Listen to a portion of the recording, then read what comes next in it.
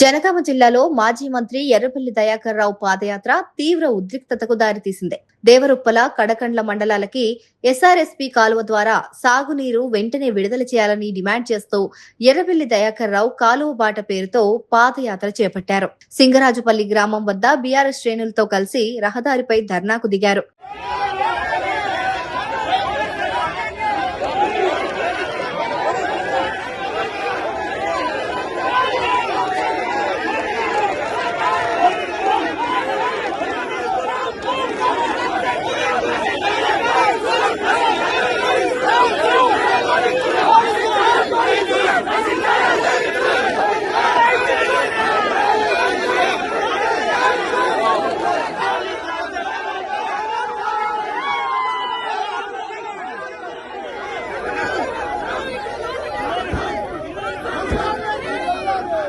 ధర్నా చేస్తున్న ఎర్రబెల్లిని అదుపులోకి తీసుకునేందుకు పోలీసులు ప్రయత్నించగా తోపులాట జరిగింది.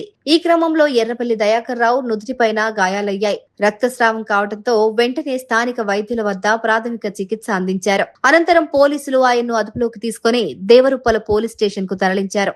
ఈ ఘటనతో జనగామ జిల్లా వ్యాప్తంగా ఉద్రిక్త వాతావరణం నెలకొంది.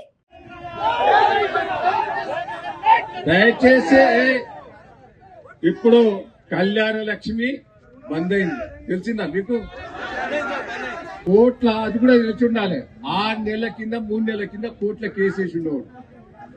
ఆ కేసుకు వీళ్ళు వెయ్యాలి, వినాలే, కేసుకు వీళ్ళు పిటిషన్ వేయాలి. పిటిషన్ వేయలే.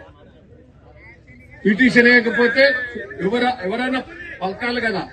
కళ్యాణ లక్ష్మి హైకోర్టు బంద్ పెట్టింది. హైకోర్టు బంద్ పెట్టి కళ్యాణ లక్ష్మి ఇస్తే తులం బంగారం ఇవ్వాలి. వరి పంట పండితే బోనస్ ఇవ్వాలి. అందుకే పంటకుంటే పెడతాడు ఆడ తెలియకల్లోడే. ఏంటంటే నీళ్లు లేవు కాబట్టి నేను పంట పండదు కాబట్టి బోనస్ ఇవ్వాలి. ఓట్లు కొనుడు అది కూడా బంద్ అవుతుంది. వాడు చాలా హుషారు, కొట్టోడు. ఏమనుకుంటాడు మళ్ళీ ఏం మాట్లాడతాడు కదా. 2 సార్లు ఓడిపోయినాడు, 4 సార్లు పోటీ చేస్తే 2 సార్లు ఓడిపోయింది. నేను 8 సార్లు పోటీ చేస్తే ఒక్కసారి ఓడిపోయినందుకు దేకనా ఓడిపోయింది అంటాడు. సిగ్గున్నదా వారికి? ఎన్ని తిట్టారా రేవంత్ రెడ్డిని? మనంగా తిట్టేది వాళ్ళ కాంగ్రెస్ పార్టీ ఎమ్మెల్యేలే తిడతారా లేదా? రాజగోపాల్ రెడ్డి తిట్టిండు, మన చెన్నారెడ్డి తిట్టిండు, నిన్న ఎవరో తిట్టింది కదా, మంత్రి బిడ్డ తిట్టింది, అందరు శ్రీనివాస్ రెడ్డి తిడతాడు, గోచారం అందరు తిడతాడు. నీ పార్టీలో తిడతాడు, సిగ్గు లేదు. దోసుక తింటాడు. కోడుకులు ఆయన తమ్ముళ్ళు మొత్తం అంతా దోసుక తింటాడు. ఆయనకు కూడా తెలిసింది 1,00,000 కోట్లకు టార్గెట్ పెట్టుకున్నాడు. 1,00,000 కోట్లకు. ఇప్పుడు 50,000 కోట్లు అయినాయట. ఇంకొక 50,000 కోట్లు సంపాదించి గుంటే వెళ్ళిపోతుంది అంటాడు. టార్గెట్ పెట్టుకున్నాడు. అన్ని బోకర్ మాటలు మాట్లాడతాడు. దయచేసి నేను ఒక్కటే చెప్తున్నా, అబద్దాల తోటి ముఖ్యమంత్రి ప్రజలు నమ్మింది. కేసీఆర్ గారు దేవుని లాంటి కేసీఆర్ గారు పోగొట్టుకున్నాం. ఏమున్నదా జనం పిచ్చోలు. 1 రోజుల ముందు ఇద్దాం, ఒక 1 రోజులు ఇస్తే అయ్యో ఓట్లేస్తాయి అంటాడు. నాతో చెప్తాడు. 1 రోజుల ముందు ఇస్తే ఓట్లేద్దామా, మళ్ళీ తర్వాత బంద్ పెడదాం తీ అంటాడట. అంటే ఎంత అబద్దాల కోరు, ఎంత బ్రోకరో మనకు గలీజ్ ముఖ్యమంత్రి దొరికిండు. దయచేసి కేసీఆర్ ను పోగొట్టుకున్నాం. నీళ్లు మాకు ఒకటే, సరే ఏమన్నా నాశనంగా మాకు నీళ్లైతే ఈ పంటలు కాపాడు, రైతులను ఆదుకో.